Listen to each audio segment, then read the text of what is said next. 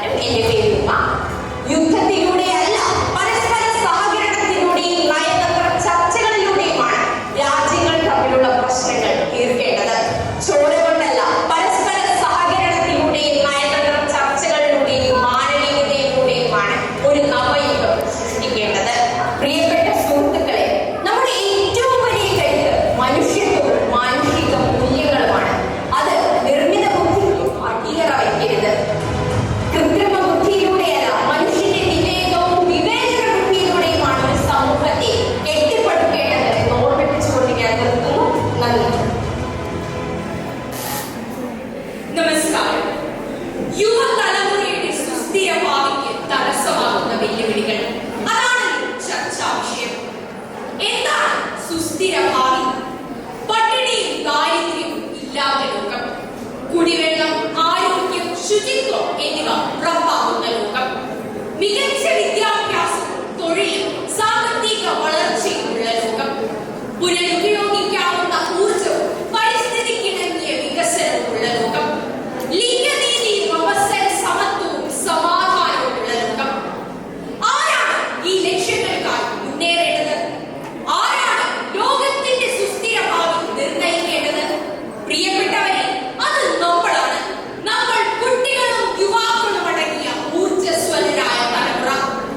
ലോക ജനസംഖ്യയുടെ 52%, ഇന്ത്യൻ ജനസംഖ്യയുടെ 65% 30 വയസ്സിന് താഴെയുള്ള യുവാക്കളാണ്. നവീനാശയവും കർമ്മശേഷിയുമുള്ള പുതുപുത്തൻ തലമുറ. സമൂഹത്തിന്റെ വികസനവും വളർച്ചയും നിർണയിക്കുന്ന പോരാളികളാണ് നമ്മൾ. നമ്മളായിരിക്കണം സുസ്ഥിര ഭാവിയുടെ ചാലക ശക്തികൾ. എന്നാൽ സുസ്ഥിര ഭാവിയിലേക്കുള്ള ഈ പാതയിൽ നമ്മൾ യുവാക്കൾ നേരിടുന്ന വെല്ലുവിളികൾ എന്തൊക്കെയാണ്? ഭൂമിയുടെ നിലനിൽപ്പാണ് ഏറ്റവും പ്രധാനം. പ്രകൃതി വിഭവങ്ങളുടെ ശോഷണം, കാലാവസ്ഥാ വ്യതിയാനം, ആഗോളതാപനം എന്നിങ്ങനെ വരും തലമുറയ്ക്ക് ജീവിക്കാൻ പറ്റാത്ത ഇടമായി ഭൂമി മാറിക്കൊണ്ടിരിക്കുന്നു. മണ്ണിലും ജലത്തിലും വായുവിലും വിഷമാലിന്യങ്ങൾ നിറയുന്നു. പ്രകൃതി ദുരന്തങ്ങളും പകർച്ചവ്യാധികളും ജനിതക മാറ്റം വന്ന വൈറസുകളും മനുഷ്യരാശിയുടെ അതിജീവനത്തിന് തന്നെ ഭീഷണിയാകുന്നു. ഈ പ്രശ്നങ്ങളാണ് നമ്മൾ ആദ്യം പരിഹരിക്കേണ്ടത്.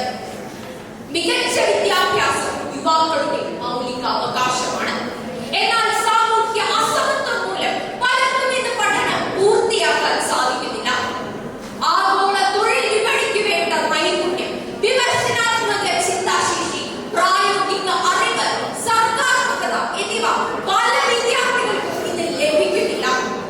യുവാക്കളുടെ ഭാവി നിർണ്ണയിക്കുന്ന നീറ്റ്, നെറ്റ് പരീക്ഷകളിൽ പോലും ക്രമക്കേട് നടക്കുന്നു.